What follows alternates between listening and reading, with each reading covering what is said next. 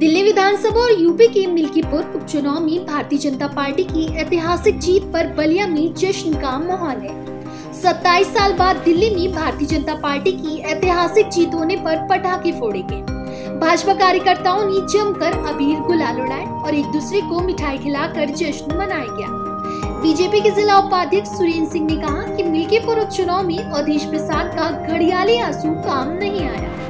Party कार्यालय और उत्तर प्रदेश सरकार के परिवहन मंत्री जयशंकर सिंह के कैंप कार्यालय पर कार्यकर्ताओं ने बुलडोजर पर चढ़कर जश्न मनाया।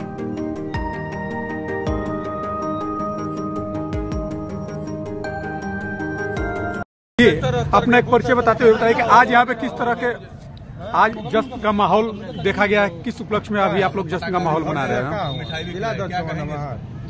ये जो है हम लोग की दिल्ली में पूर्ण बहुमत की सरकार बनने जा रही है भारतीय जनता पार्टी की, और वहाँ का जो कुशासन था केजरीवाल जी के नेतृत्व में, उस कुशासन पर हम लोग विजय पाए हैं। उसी की खुशी में ये पटाखा और मिठाइयाँ बांटी जा रही हैं परिवहन मंत्री भारतीय जयशंकर के कार्यालय में।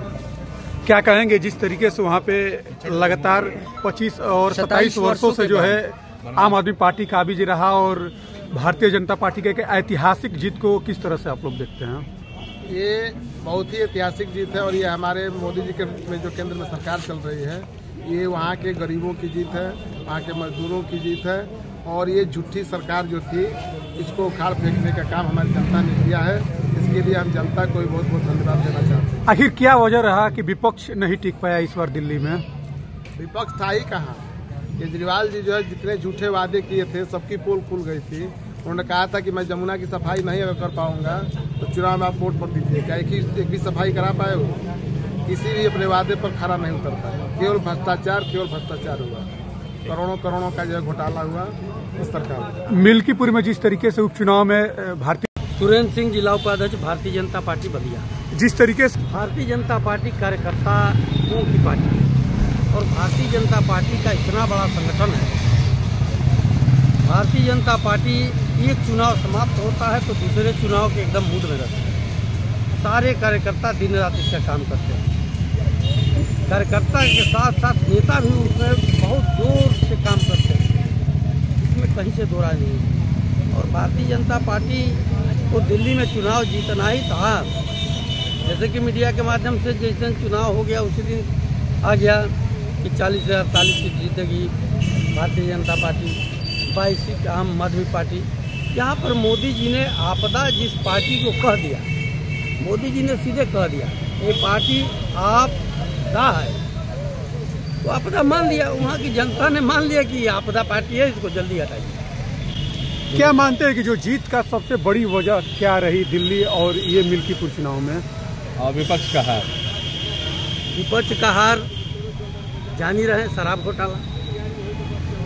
उनके करीब जो अच्छे मंत्री थे जेल से लौट करके आए लूट में, और जो लोग लूट पाट करेंगे जेल जाएंगे, और जेल जाने वाले लोगों को दिल्ली के लोग बर्दाश्त नहीं कर पाएंगे।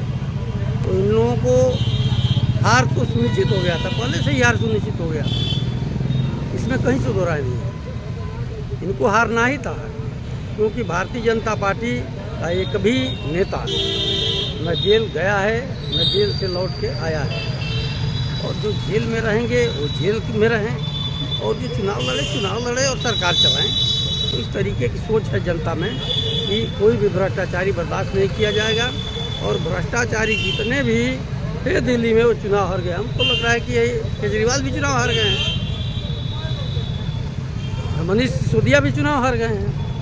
तो ये सारे लोग भ्रष्टाचारी थे। शराब घोटाला में आप देख ही रहे हैं, शीश महल बनवाए थे, पता नहीं करोड़ों की लागत से कौन सा व्हाइट भवन बनवाए थे। तो ये अवधेश प्रसाद क्या बताएं, अवधेश प्रसाद जी का आंसू वो घड़ियालू आंसू था।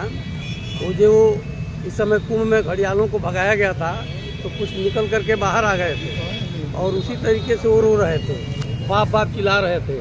हम तो कई दिन देखे उनको फेसबुक पर रोते हुए, तो हमको लगा कि कपिल का शो चल रहा है क्या भाई, वहाँ पर कोई रो रहा है क्या? इनको तो जाके कपिल के शो में काम करना चाहिए।